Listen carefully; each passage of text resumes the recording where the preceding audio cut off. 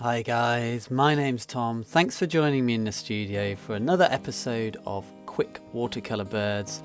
This was a never request. If you've got a request that you'd like to see me paint at some point, please do pop it into the comments. I do have a massive list, but I am slowly working through it. And this is going to be an ongoing thing, so don't be afraid to let me know what you'd like to see. So in this particular one, we are going to be painting a peregrine falcon. Absolutely love these birds. Never painted one before. We've got beautiful colours, very muted, lovely soft colours, and then we've also got kind of markings and feathers to deal with. So yeah, there's lots to get stuck into in this particular one. If you like these videos, please do feel free to subscribe, drop me a little thumbs up or a comment down below. If you just allow me for a moment to say that you can find me in lots of other places online, links in the description. I also do Zoom demonstrations, Zoom courses, as well as more in-person courses now as we move forward. And I've got an upcoming watercolour online school, which will be releasing in early 2022, as well as an existing Patreon page, plus all the other places you can find me, links in the description. So first off, we are going to look at the drawing, then I'm going to talk you through the materials and we'll dive into the painting. Okay guys, so the photo itself is taken from a subscription site that I use for photos, so I'm afraid I can't share the photo itself directly with you, but please do feel free to paint along with this video and use the reference in the video. That's perfectly allowable. I really love the composition of the photo as it is. We've got all of that lovely negative space. I did pull in a little bit on the bird and make it slightly bigger within the page relative to the photo, but also left loads of that lovely big negative space. That feeling that it's kind of leaning into the painting and maybe about to take off, or it's seen something in the distance. I just think it's a really cool composition, and I'm always looking for an interesting shape when it comes to these birds. As always, I wanted to work from big to small shapes, so I really just got the overall shape of the bird in place first, very loosely, fairly crudely to get the proportions right. Then I just went straight to the head, and I kind of started with the eye, very simple overall shape of the eye, roughly the big shape of the beak, roughly the big shape of the head, always focusing on simple but accurate large shapes when I'm happy, and only when I'm happy with the big shapes and the way that they relate to each other. Then I start to break them up into smaller shapes. I home in on small areas and really refine the drawing relative to the photo. I tend to stay away from detail and just focus on the big shapes. A lot of the lines loosely represent the feathers, but a lot of that will be born out of the painting, and some of my lines represent the boundary between light and shadow. There's not a huge amount to talk about here in terms of the drawing. Just checking your angles and the tilt of various areas. Use little horizontal and plumb lines, horizontal and vertical plumb lines, either imagined or drawn, to make sure things line up properly. Like, what does the top of the beak line up with horizontally? What does the nostril on the beak line up with if you were to drop a line vertically down? All of these little things can help you kind of place your features more accurately. This is a great one because the face we can make very refined, very accurate, have a little bit more detail, and then we can be a lot more abstract and kind of free form with the feathers, and we're not going to do a huge amount with the background. Let's have a look at the materials. The paper is Baohong watercolor paper, 100% cotton, a gum block. It's A4 size. I painted this as a series of little paintings for Artists for Painted Dogs, as raising money for conservation. Did a little series of A4 paintings for that. Link in the description if you want to see more from them. Really beautiful paper to work on, quite forgiving, colours come out nice and clean, and this one is the rough texture because I like those kind of broken brush strokes. I've got my big pot of water. The brushes I'm using are pretty simple. I just use a size 0 Jackson's Raven kind of quill mop type brush, holds lots of water and pigment, comes to a fine point. Really great size for this particular size of painting. And then I also use a size 8 round by Winsor & Newton, and this is their synthetic sable range. Really beautiful, lively, expressive brush, and that's pretty much it for this painting. The colours I'm using are almost entirely Prussian blue, which is a nice kind of grey subdued blue, perfect for the colours in the feathers. I then have quinacridone red and aureolin yellow. There's no really bright colours here. Probably the brightest colour is the yellow. Aureolin yellow is going to give us a nice kind of high chroma yellow, and with a tiny touch of the red it can warm that yellow up, and then balancing the 3 primaries together is what's going to give me some of the beautiful kind of warm sort of grey colours in the feathers. And that's basically it. Let's have a look at the painting.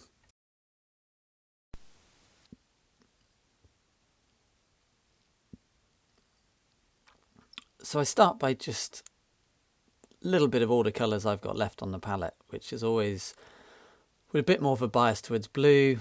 It's quinacridone red and a bit of aureolin yellow in there. When you're balancing all 3 primaries, or kind of putting 3 primaries together, especially when they're transparent, you're generally going to get a lovely kind of grey colour. This just happened to be the perfect sort of grey colour straight off the bat. If you were mixing it from scratch, I'd start with the Prussian blue and add little bits of yellow and red, which is the equivalent of adding orange, which is the complementary to the Prussian blue. And when you add the complementary of a colour, it subdues it and greys it down. I just wanted a slightly greyed down, but still kind of cool, very, very bluey, maybe a hint of purpley kind of feel to it, just to block in the colours here. And you'll notice that I'm not doing any detail at all. This is just nice simple washes. The consistency of paint is a little bit more than tea consistency. We're probably talking maybe kind of milky coffee consistency, maybe even kind of full fat milk consistency. Just enough substance to give it a little bit of kind of tone, make it dark enough, but enough water to get it all kind of flowing together and not too dark, because the darks are going to come in the second stage. And I'm really just using the base colour as exactly that. I'm just laying in the basics. You can see I'm using the brush a little bit more accurately and on the side, almost like a square brush around the face, leaving little sparkles of white just to suggest kind of the feathers and things like that. Leaving what will eventually be the yellow around the eye and the beak completely white for now, so that we have a nice kind of bright colour to glaze the yellow over. The transparent yellow needs to go over the white if we want it to be nice and clean. And it's just kind of a big light wash, leaving plenty of whites of the page and connecting it together as much as possible. And we now have this lovely, beautiful single shape that is kind of sympathetic to the subject, but we're not getting too bogged down in detail. I'm now, whilst this is still moist, I am upping the consistency of the paint. So I'm using it definitely at kind of full fat milk consistency, if not possibly kind of single cream paint consistency. If you want to see another video where I talk much more about paint consistency, so if this isn't making total sense to you, then have a look in the top corner now and follow that link. I go really deep into the watercolour clock and different paint consistencies on both the page and in the brush. And this is a mixture of predominantly Prussian blue, but with again a little bit of quinacridone and a little bit of the aureolin yellow, which is the equivalent of adding orange, which subdues it down and gives us this lovely kind of still dominated by the Prussian blue, but this kind of steely blue colour. And then at that stronger kind of full fat milk, maybe even single cream paint consistency, when I drop it into the existing wash, we get this beautiful kind of dark colour that just bleeds softly into the wash down below. Then to mix this lovely kind of subdued colour, and this may look like I'm painting shadow, but this is what will eventually read as the light. So I'm leaving lots of whites of the page, and then this kind of light warm colour, which is predominantly quinacridone red, with a little bit of the aureolin yellow to push it a bit more orangey, and then a tiny touch of the blue to make it a more subdued colour in that kind of under the chin and the kind of the front area.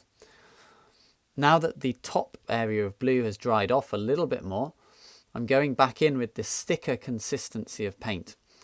And having the wash on the page have dried off a little bit, mixed with using a stronger consistency of paint, so more pigment, less water, this will mean that the marks I put down will still have a softness to them. We're still kind of working wet into wet, or you might prefer to call it damp into damp. the marks will still have that lovely softness, like those feathers on the back at the moment. You can see the feathers still. They've still got some definition because it's not really wet on the page. And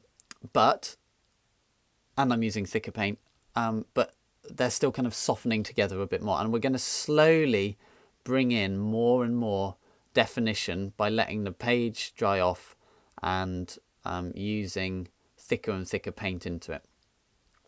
You have to excuse one of my lights kind of cut out here for a moment. Popping the hairdryer on it because I just want to kind of freeze everything where it is, if that makes sense. So I like the amount of splashing that's happened. I threw in a bit more of an unorthodox colour there just to kind of jazz things up a little bit. And that's it. I tend to start in a way that feels kind of comfortable and a bit more controlled. And then once I'm happy that I'm kind of laying things in, then we can splash more colour in, make things a little bit more interesting. I didn't actually like the feathers that I put in the top area. I felt that they were a little bit too fussy, kind of a little bit too much going on. So I simplified them by literally just throwing that quinacridone red into it. And that's really it for the first stage. So I think of the first stage as painting the lights. There we go, my lights just popped back on there. So I think of the first stage as painting the lights. So that is the whites of the page, which represent highlights and just are nice to create a liveliness within an area. Beyond that, I'm then looking for what I would call kind of the lighter values and the half tones. So I tend to think of this as the light family. We're painting the light family, which includes the whites of the page, the highlights, lots of the very light colours, and then the half tones, which is where I'm just letting a lot of colours kind of just flow together, playing with the colours, but not committing to anything too dark. So in watercolour, you can go dark much sooner. You can paint a whole piece wet into wet. We're going to look at that. You can put in your dark straight away, but this particular process is almost split into 3 stages. The light family, which I've just painted, let that dry. I'm then going to come in with what I would call the medium or the kind of gentle or in-between shadows. So it's not the deepest darks, the deepest shadows. It's the kind of in-between shadows. And then as that's drying, I will slowly push things darker towards the deeper shadows and the dark accents. And that's a nice little process to kind of follow through. So that first stage is now completely dry. Coming in with aureolin yellow, nothing else. Quite a thick paint consistency because yellow is light and it's quite a weak colour. I'm using it fairly thick here, probably about single cream paint consistency, a little bit of dampness in the brush.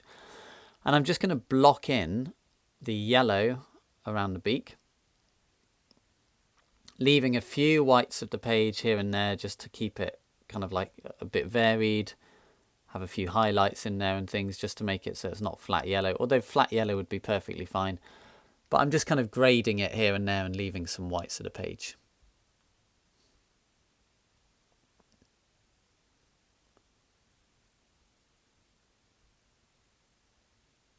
And then I'm going to do the same around the eye. So this is a bit more workmanlike. It's not a particularly exciting stage of the painting. However, it's exciting because we're blocking in the colour for later on. So again, this is the light blue, yellow, sorry, with a view that we're going to come back over the top with some darker yellows in places to give it shape and form. So don't try and do too much too quickly. We could start to put gradation in there. We could start to play around with light and shadow, but actually it can work really well just to keep things simple. So you notice I started with the big shape of the head and the body, big washes, letting it all flow together. When I'm happy with that, I'm now doing what I would call blocking in the smaller areas. Sometimes we don't need to do this, but here the yellow is a really important feature of the bird, and it needs to be crisp and clean, I think.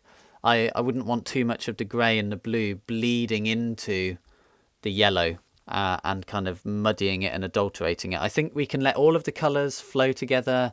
We can use more subdued colours everywhere else in the painting, be a bit more freeform and abstract with it. However, when we come into the face, I really am wanting that bright, punchy yellow.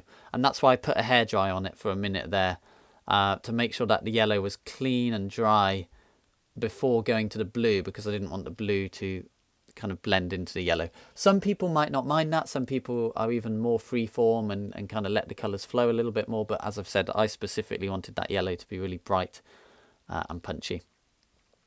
So this is Prussian blue, there's a little bit of aureolin yellow in there and a touch of red, which gives us this kind of nice, sort of very cool, subdued, kind of bluey green colour.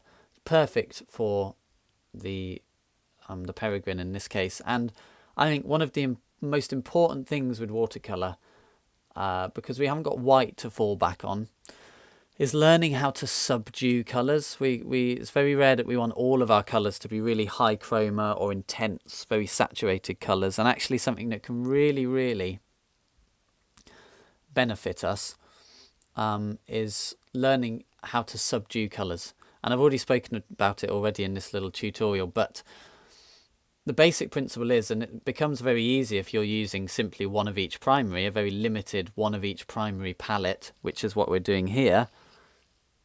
What you realise is that you, when we're mixing all three primaries together, we're effectively bringing the colours into the middle of the colour wheel, and in the middle of the colour wheel are where the colours are more subdued and more grey, as opposed to the outside edge of the colour wheel where the colours are at their most strongest high chroma.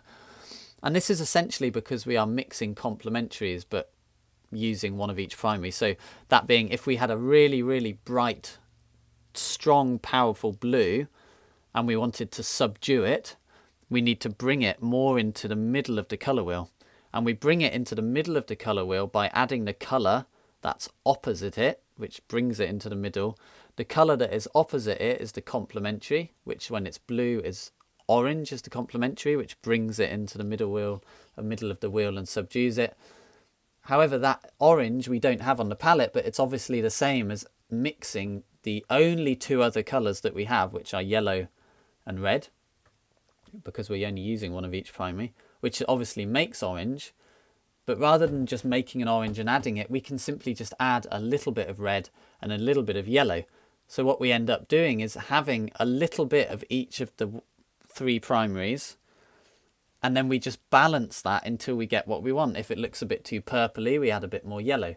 If it goes too kind of greeny, we might pop in a bit more blue and red. And we literally can just balance the primaries, pushing and pulling the colour kind of into the middle of the colour wheel to subdue it, make it more grey, more of an equal balance of all the primaries, or we shift the bias towards a blue or a purple or a green or an orange to take that grey colour and just kind of push it out of the middle of the colour wheel a little bit more, and pushing the intensity of the colour and the bias of the colour. And that's what I'm doing here. Here's a very, very neutral grey made out of one of each of the primaries. However, the bias is a little bit more towards blue because there's a stronger bias of Prussian blue in there. So that's giving me this kind of steely grey blue colour. And what I'm doing now is I'm using a smaller brush to home in on these smaller areas and start thinking about the markings. There's a lot of markings in this particular bird. What I'm trying to do is find a much simpler way of representing them. I still want to be faithful to the bird in some way and sort of hint at the markings, but I don't feel that I have to get in every single marking that's there. I certainly don't feel like I have to put everything in simply because it is there. That's not really what it's about. I'm trying to find a way to suggest and hint at what's there. So this is what I would call the medium or the gentle shadow, the kind of in-between shadow. It's not the light, but it's not the deepest dark. We've laid that in at about a single cream paint consistency, which gives us the tone. And as that's drying, I mix Prussian blue with the red and a touch of yellow, and it gives us this very, very neutral deep dark. The Prussian and the quinacridone give us a very dark purple. However, that purple is too purpley. The only other option to make the colour more neutral is to add yellow, which is the complementary of the purple, and that gives us this lovely subdued colour. And by dropping that into the wash around the eye and on the face while it's still wet, we get this lovely kind of softness to the area. And then I'm going to use the same sort of colour, but with a little bit more bias towards greeny and a touch more water in, just to kind of hint at some of the markings on the back. And what I'm doing here is blurring my eyes constantly. So rather than getting bogged down in the details of the feathers and the fussiness of the feathers, what I'm actually doing is squinting my eyes and saying, well, what's the overall feeling of that area? What's the overall tonal value? What's the overall colour? and then how can I use the brush to most expressively represent that, rather than say, right, there's a little bit of barring there, there's a feather there, there's this little bit of detail here. It's all the time, how simple can I make something? How much of it can I leave out and still suggest what it is that we're looking at, what it is that we want to represent? And I think that's a really fun way to look at watercolour, is what can I get away with leaving out, not what do I need to put in to make it more refined, more detailed. We can always ask that question later on if we decide we want to touch more detail. And you can see quite quickly the face is coming together because we now have form. We painted the lights, we let it dry. We put in the gentle or medium shadow that pushes the form a little bit further and suggests the light. But as soon as we put in the deeper darks, the watercolour really starts to come to life, because we start to have our full tonal range then. And when we start to get a stronger tonal range, we start to get that feeling of form and a feeling of light, so a feeling of 3D-ness, if we want to kind of call it that. And you'll notice though that I'm still simplifying things. I'm still linking together washes as much as possible. I'm just taking a little bit more time to think about how the edges of those washes look. So I'm using a smaller brush and kind of flicking out from the bigger wash to give the illusion of kind of slightly scruffy feathers and that sort of thing. And I think that is really important because this is like it's not a really dynamic, active pose, but it is about to be one. It's almost like the bird is caught between being very stationary and static and about to launch off its perch. And I think that we still want like a dynamic feeling, lots of expression to the brush strokes, a consideration for the scruffiness of the brush strokes as it's to kind of give some feeling of movement, even though it's not actually flying or moving. I've now found a colour that I really like, and it's that middle part of the palette. And you'll see that I've got a more greeny version of it in the middle section.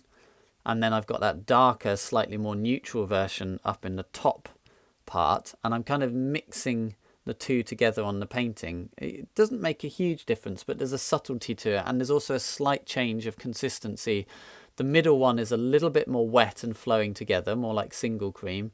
The top one is less flowy. It's got more pigment in it. It's what I would call a double cream paint consistency. So there's a variation of colour and a variation of tone. And that's a really nice way to work, is to have those two colours on hand. And you'll see me kind of dip into one for a little bit lighter, more free-flowing colour.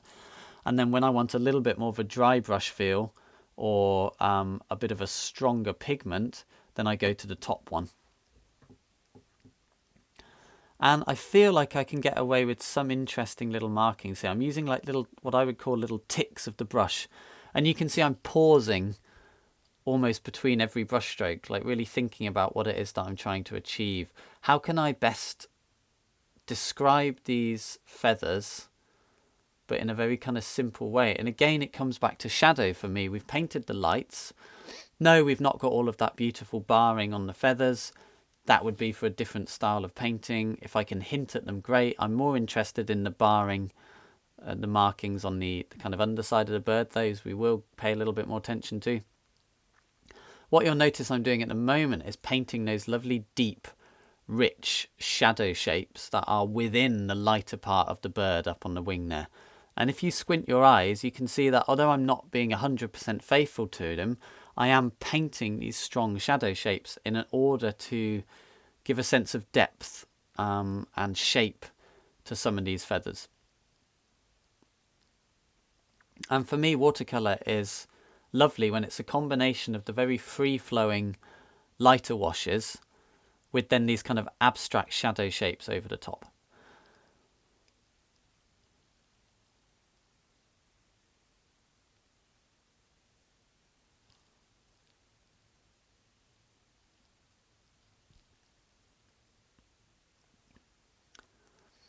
Just hopping back to the bigger brush for a moment, and what I'm doing there is using almost clean water just to go back and hit the edge of those shadow shapes and just soften them down in places. And this is a way of working that I often quite like, which is to lay in a very, very strong deep shadow and then just pick a few spots where we go back and just soften it down a little bit more. And I'm just trying to work out here, that looks quite fussy the way I'm doing it at the moment. I'm just trying to work out, there we go, and then I actually just end up tying it all together with a big wash because it was like too many little marks. Basically, having never painted one of these before, I'm just trying to work out how best to depict the markings without making it too fussy. And you can see quite often I do something as it is in the photo and then decide that that simply looks too kind of messy or too many little bits that don't really tie together well as one. So what I quite often do is do that, and then you'll see me kind of put a big wash through it to tie it all together again. And I think the secret here is leaving some nice little whites in places, but also not being afraid to tie areas together. And what I'm trying to do here is create that lovely kind of medium shadow again, and a very muted grey colour. So you'll see I'm mixing very muted colours. So I'm mixing all of the primaries, as I said earlier, but I'm mixing them in different proportions so that they have a bias. So I would call this like a warm coloured grey. It's got a bias towards quinacridone red with a bit of aureolin yellow. So it's almost like a very, very muted kind of reddy orange, almost like a rusty colour. Whereas the little colour above it on my palette, you see it has more of a greeny bias because there's more yellow and blue in there and less red. But the tone of the two is the same. The paint consistency is the same. They are both what I would call like a subdued or a coloured grey, but that coloured grey has a bias towards a certain part of the colour wheel. And then letting those colours flow together. So I'm really looking to link the shapes together. Look how I've tied the big dark shadow on the back of the wing into that kind of greeny shadow colour under the wing, and then into this kind of warm medium shadow in on the front of the chest there. It's all one big shape. There are places where I'm using it to hint at the markings a little bit more, but overall it's one, if I squint my eyes, it's one dominant shadow shape. So we're always thinking about shapes and a combination of big large shapes which hold together, little medium-sized shapes that there are a smaller proportion of, and then there are those little shapes on top of and within them. But the big shapes are really important because they hold the painting together, and that's absolutely vital that the painting does hold together. And if we have too many small shapes, too many medium shapes, the painting won't hold together correctly. Big shapes hold it together, medium shapes create interest, and the smaller shapes create like the little bits of detail. And one thing I also cover a lot, I like to talk about a lot, is working with soft shadows and hard lights. So you'll see that within the shadow areas I'm working a little bit more wet into wet or damp into damp. That creates a softer feeling, which gives the illusion of shadows which are lit by reflected or ambient light, which is not as strong as the direct light, and therefore it describes things in a more fuzzy and soft way.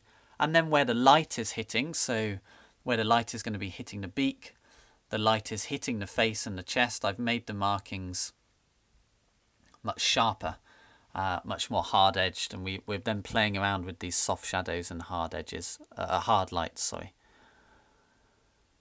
So really, I've created this big, interesting shadow shape, which has been created from fuzzing my eyes and being aware of tonal values. And that interesting shadow shape is basically kind of hugging and trapping the light on the kind of the cheek and the top of the chest area of the bird, and to some extent then the light around the eye and on the beak. So it's kind of, we're using the shadow shape, albeit lots of smaller shadow shapes that all kind of tie together. It still creates one big unified shape, and it kind of describes the light by trapping it.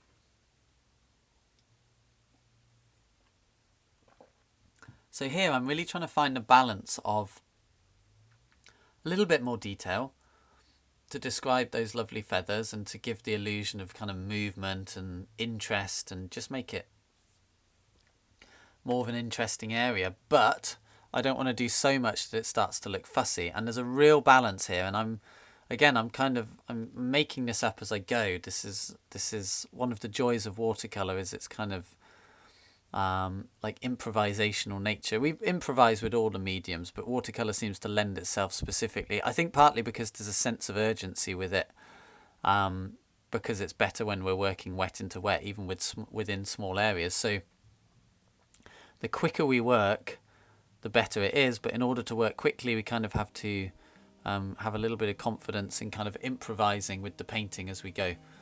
And I think that's a really important aspect of watercolour. And a fun one as well. So I'm just trying to simplify and make sense of this area. Like I said, on a bigger painting, on another painting, I may have made more sense and been even more faithful to the photo, all of that amazing markings, all of those amazing markings on the wing. But in this particular one, I'm choosing to just hint at it. And partly that's because we're working at a small scale. An A4 for me is quite a small painting, especially with something that has the potential for so much detail or so many markings, but we're keeping them dead simple. So now we've painted in the lighter tone of the beak, leaving a little highlight on the top edge. We're now coming into that in-between or gentle kind of medium shadow and dropping it in there using a stronger consistency of paint than the light. So this is probably single cream paint consistency, and you'll notice a recurring kind of process here. The process being that we lay in the light first, fairly watery. We then come back in with the sort of single cream paint consistency, which will give the gentle tone. And then as that gentle tone is drying and I want to go darker, we use less water, more pigment. And you'll see this process recurring in almost each area, and it's not formulaic because we have to tailor it in terms of colour and shape and detail to each individual area, but it's a process that you can repeat and one that naturally lends itself to watercolour. We go light, highlights, slowly introduce the medium or gentle shadows, and then as that's drying we increase the consistency of paint and slowly drop in the darker tones. We don't always have to go as dark as we possibly can. Obviously, each area requires a slightly different approach, but that is the process which we can use in order to create a watercolour painting.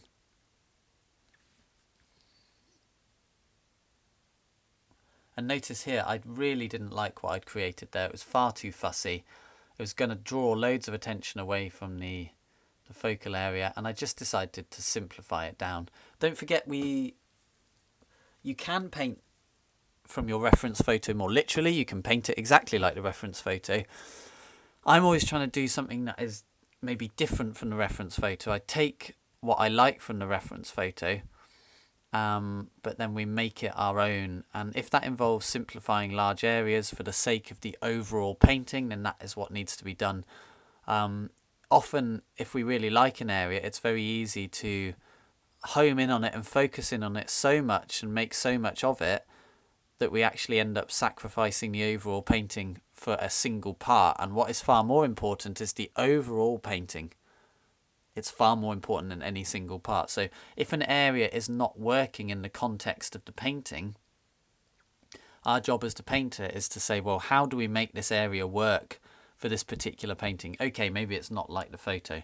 Okay, maybe it's not exactly what we had in mind, but the painting is the most important thing, and the overall feel of the painting is far more important. And what you'll realise is, especially away from the focal point, areas that you thought might be an issue or you thought weren't going to come out that well or that weren't quite what you had envisioned, actually they only are the supporting act for the main event. The main event here is the overall pose of the bird, which I'm really happy with, and then that amazing eye and beak, which I'm purposely painting in quite a refined and fairly well worked out way. So I sometimes paint a bit looser than this, even in the focal point, but this is a very refined focal point, and that allows me to then go much more kind of abstract and loose with the areas away from that.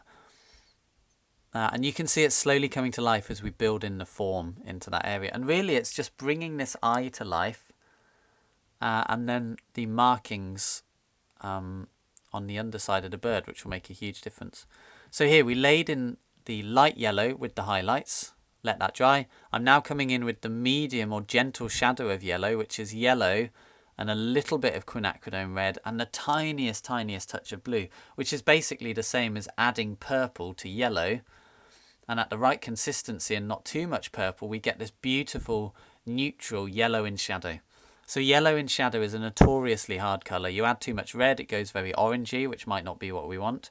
It may be sometimes, but if we want a neutral yellow in shadow, if we add too much blue, it goes far too green. The trick is understanding to darken the yellow in a more neutral way. We need to add purple. The equivalent of adding purple is adding the two colours that make it up, which are the only two other colours we have on the palette, which are the red and the blue. And so by adding a little bit of red and a tiny touch of blue into our yellow, we subdue it in a more neutral way. I tend to like yellow being a little bit warmer. I'm not such a fan of cool yellow, so I tend to push my yellow in shadow often a little touch warmer than it might be. That just kind of satisfies me, but you could keep it as a cooler colour by using a more neutral purple to kind of balance it, whereas I use a purple that's got more of a reddy bias, so it kind of turns the yellow a little bit warmer and a little bit more orangey. But we're really kind of pushing in on the home straight here of the painting.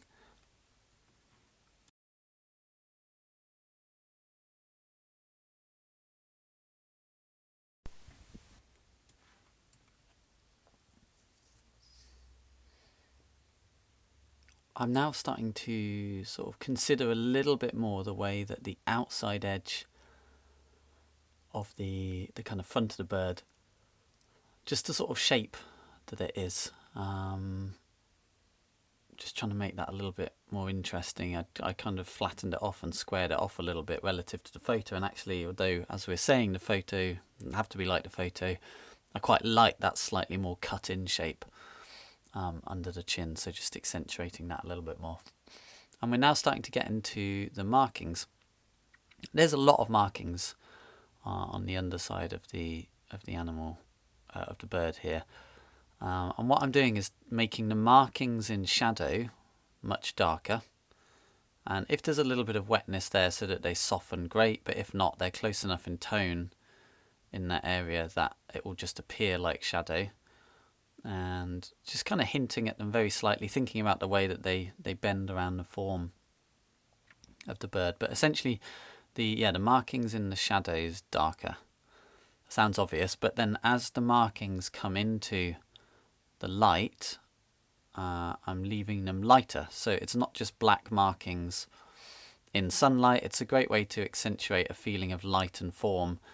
Is you do the same with stripes on animals, is you make the markings lighter in the sunlight, and that's something that you don't always have to do, but it's something that a lot of people that I've taught in the past, they kind of miss that trick, and it's fine, but you don't quite get the sense of light than if you do what I'm doing now, which is I'm doing the markings, but we're in the sunlight now, so I'm making the markings lighter in tone than the markings in shadow, and I'm also warming them up a bit so that we're saying maybe the shadows have a slight coolness to them, and then the light areas have a slight warmth to them in this particular case.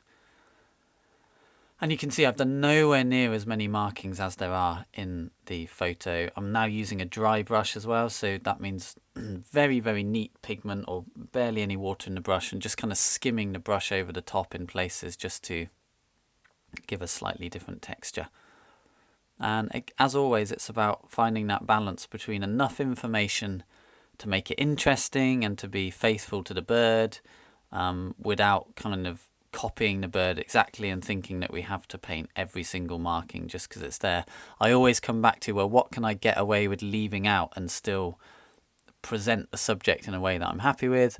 How can I hint at or suggest the markings without kind of going in and literally painting every single one? As always, you could do more with this, and on a slightly bigger painting I might go smaller with the markings and do a bit more of them, but I was quite happy leaving them at that kind of suggested phase.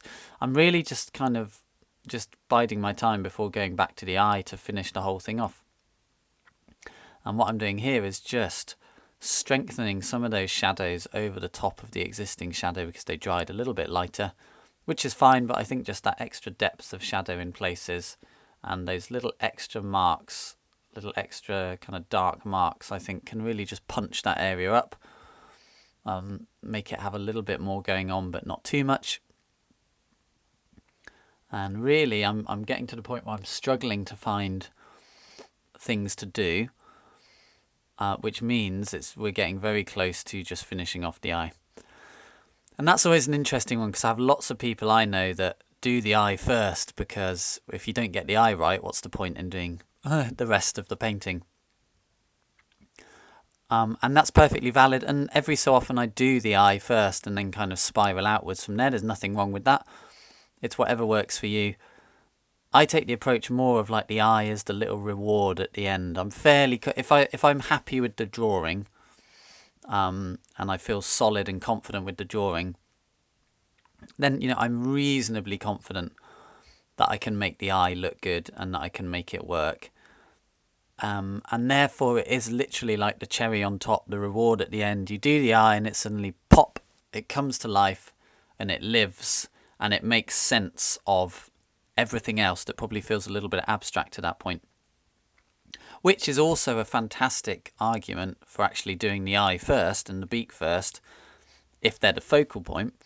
Because if we know that we want everything away from the focal point to have less detail, be more suggested or more metaphorical or more abstract in nature, then if we do the most refined area first, it's going to be easier to paint the more abstract areas or the more loose areas in that way, because the eye is already finished or close to finished, and it will look like a more finished painting overall, and therefore we might feel more comfortable leaving areas looser and more abstract. And that is a very real thing, which is why sometimes I do go to the focal point and paint that first. But it's all just different ways of doing the same thing and finding a way of working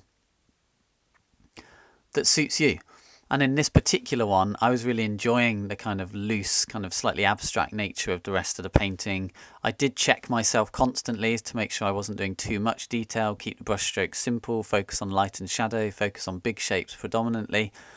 And therefore I was fairly confident that when it got to the eye, I would be happy with the rest of the painting, and therefore I would have the fun of doing the eye and just seeing the animal or the bird just kind of pop and come to life right at the end. And that's the stage we're at now.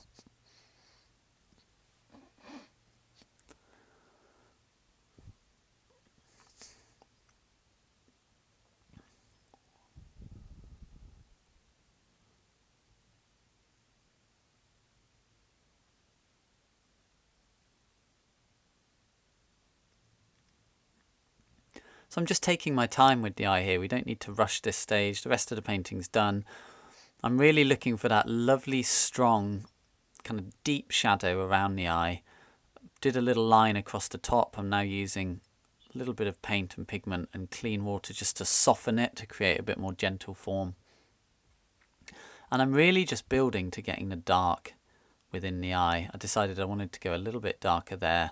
Kind of see how that little extra shot of tone and depth of shadow just kind of punches that area up a little bit more. And I'm feeling like I can get away with a few little extra markings around the top of the head, maybe grade that back end of the head into shadow a bit more, which is what I've just done, in contrast to the lighter forehead. I wouldn't want to do any more washes or any more detail than that in that area, because that's the third wash in that area. Once we start doing that, we either muddy the paint or we have to go to a depth of tone that means we can't go any darker. So that's done now, that area of the head. And you can see we're really just homing in on the actual dark of the eye. And again, you could argue, well, why not do the dark of the eye first and then do all these little finishing details, because you're in a better position to judge them. And again, that would be a perfectly sensible and good thing to do, but I just chose not to in this case, because I think I was feeling fairly confident that the painting was going well, and I knew what I needed to do in order to make the painting look finished and to work, and I was confident that I could do that. Maybe on a day when I was feeling less confident, maybe I would have done the dark of the eye that I'm doing now first, and then used that as a point of reference for the rest of the painting, but I didn't. And that's it for the dark of the eye. There is more to it than that. But I laid in Prussian blue, quinacridone red, aureolin yellow. Gives us a lovely, deep, rich dark. I very simply laid that in, leaving a white highlight on the top there. I'm now using that same dark just to sharpen up a few little corners here and there, just to give a little bit of definition in amongst a fairly loose and kind of abstract painting. And you can see already it's beginning to make sense of this whole piece. And then little trick for the eye, while it's still got a moistness to it or dampness to it, we just go in with a dry clean brush and we just pull out a little bit of pigment in that lower half of the eye, and what we get then is this beautiful strong sharp highlight on the top of the eye. Doesn't always have to be bright white. You may feel more comfortable glazing it with a bit of blue, or glazing over part of it with a bit of blue once the whole thing's dried. But then pulling out this slightly softer sheen pulling it out of the existing wash, it just gives this lovely glassy feeling to the eye. And it's just a great little trick to make that eye kind of have a little bit of realism, but in a very sort of painterly and soft way. And really now this is just dry brushwork. These are sharper marks, thick, strong paint, and just bits of dry brushwork to finish it off. What I find with the dry brushwork is it's that combination of the dry brushwork over the top of our lovely flowing washes that really make a painting kind of come to life, that contrast of dry brushwork over wet flowing washes. And what I'm doing here is literally just drying off this area very quickly so that I can just put on any finishing touches. Like a little shot of extra warmth. You see that little shot of red that the video just jumped a bit there, but I put a little extra shot of definition and a little bit of extra red within the eye. It pushed the tone a little bit deeper under the brow, so just like the eye is sort of more cast in shadow apart from the highlight directly under the brow because it's under the brow, so the brow is casting a shadow. I also ever so slightly glazed the yellow of the eye into shadow a little bit more and popped in a little bit more detail. And then I spoke earlier about taking that strong white highlight and just glazing a little bit of soft blue over the top, and it kind of takes that bright punchy white out of the highlight, and I think it sits better within the head. You could have left it white, you could have glazed just half of it into blue and left the rest white. Any of those things would have worked well. And then here I'm just taking a little touch of opaque white gouache and I'm just popping in the odd little highlight here. It doesn't really necessarily need it, but I just felt like a little extra shot of light in literally a handful of places was just going to make it pop. I've said it in most of the videos, there is a whole school of watercolorists which don't approve of using opaque white. I personally think it's a fantastic tool. It's definitely one that you should use very, very, very little of. You don't want to use too much of it at all. Got to be very reserved with it. But I think, you know, a handful of shots of opaque white here and there, and it can make a huge difference to a painting. And actually, because I did glaze over the whole of that initial white highlight, I then decided afterwards that it would have been better if I'd left half of it white, and therefore I popped back in a little bit of opaque white just to finish it off. And I think basically, guys, we're there with that one. I think, yeah, a little signature on the bottom. It's always a fun little touch when you've got so much negative space. Nice expressive signature in keeping with the painting. And there we have it. So I was really, really pleased with this painting. It came out exactly as I wanted to represent the peregrine falcon. I was really happy with the markings being kind of loose and suggested. Really happy with the muted colours and then the shot of detail within the face just to bring it all to life. Really loved the pose. Little touches like these kind of splatters and thinking about how the outside edge of the bird looks were a particularly important one here. And a big thing, or 2 points I think, were the takeaway from this particular demonstration. Number one of those was using muted colours, so all the time thinking about how we're going to tone our colours down, using 3 primaries to balance them all the time, which is effectively like mixing one colour with its opposites and just kind of playing around with that constantly. And I think the other takeaway thing was this principle of kind of starting, a very common watercolour principle, but breaking it into a specific process within the whole painting, but also within smaller parts, which is starting with our light family, whites of the page, very light tones, halftones, letting them all flow together, letting that dry often, then coming back over the top with kind of the in-between or gentle or medium shadow, slightly smaller shapes, then within those smaller shapes looking for the deep darks and the dark accents. In that process we're going from more watery paint up to thicker paint, less water, more pigment. I hope you enjoyed that one, guys. It was an enormous amount of fun to paint, as often these are. As I said before, please do drop me a comment, let me know what you might like to see me paint. I will pop it on the list. Links to my Patreon, my soon coming out watercolour online school, and all the other places you can find me. Thumbs up and subscriptions really help me out, as does a little share. Until next time, guys, happy living, happy painting, and I will catch you soon.